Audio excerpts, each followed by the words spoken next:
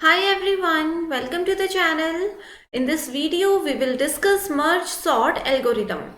So we are going to cover introduction, working, time complexity and space complexity of merge sort algorithm.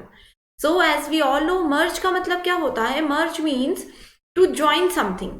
ठीक है। सो अगर हम लोग data structure की बात करें तो हमारे पास कुछ लिस्ट होती हैं, कुछ डेटा स्ट्रक्चर होते हैं, जैसे कि हम जनरल एग्जांपल हमेशा एरे का यूज करते हैं।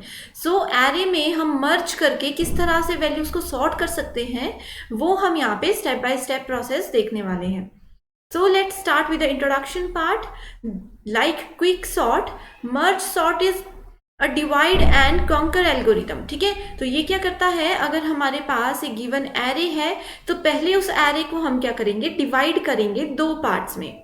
ठीक है, डिवाइड करेंगे दो पार्ट्स में, तो पहले फिर एक पार्ट को सॉल्व करेंगे अलग से एंड दूसरे पार्ट को अलग से सॉल्व करेंगे। एंड जब हमें लगेगा कि ये दोनों पार्ट सेपरेटली सॉल्व हो चुके हैं, फिर हम क्या कर सकते हैं, इन दोनों पार्ट्स को मर्ज कर सकते हैं। ये होता है merge sort algorithm. So it divides the input array into two halves, calls itself for the two halves and then merge the two sorted halves। ठीक है, सो मर्ज का अगर आपको बेसिक मीनिंग पता है एंड साथ में आपको ये पॉइंट याद रखना है कि डिवाइड एंड कंकर एल्गोरिदम को फॉलो करता है, सो इजीली आप लोग क्या कर सकते हो, मर्ज सॉर्ट एल्गोरिदम को यूज कर सकते हो। So the sublist are divided again and again into halves until the list can not be divided further. ठीक है, सो अगर जैसे यहाँ पे मैंने बताया आपको डिवाइड एंड कंकर। ठीक है, सो एक एग्जाम्पल लेते हैं हम एरे का इस तरह से। ठीक है,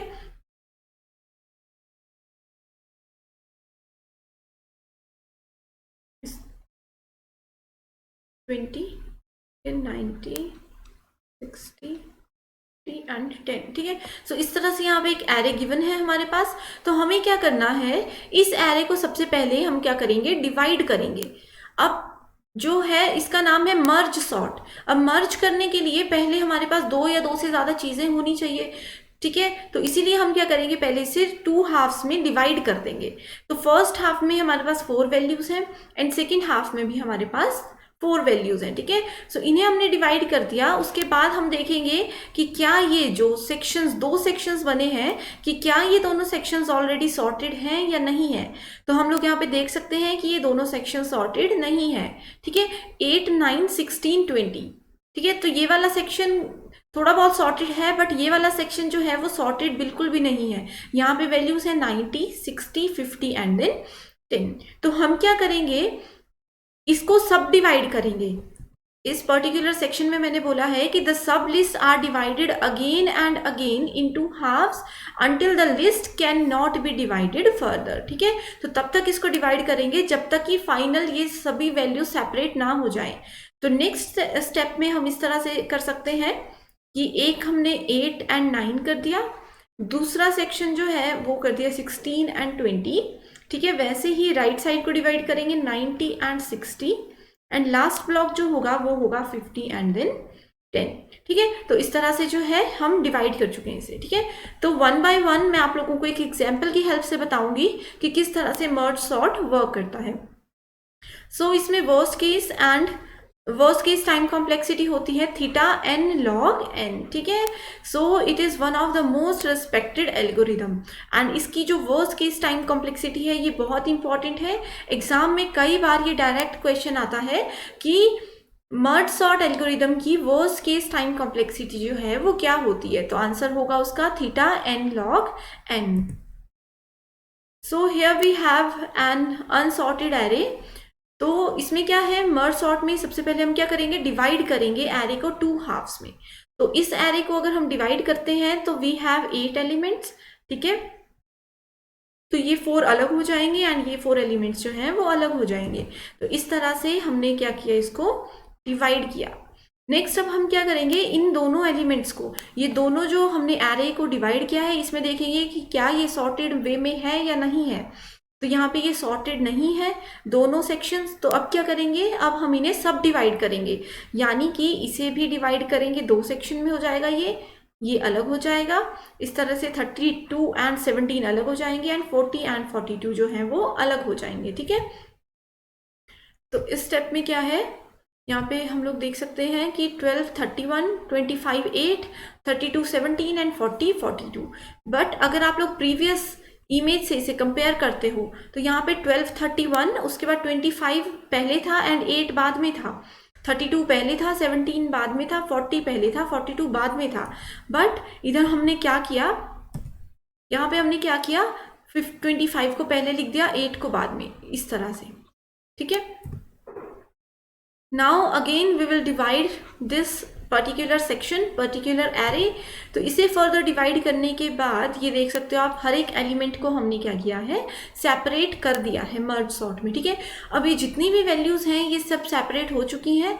अब क्या करेंगे, यानी कि जो डिवाइड एंड कंकर का प्रोसेस था, डिवाइड हमने कर दिया है, अब हम इसे मर्ज करेंगे। ठीक है,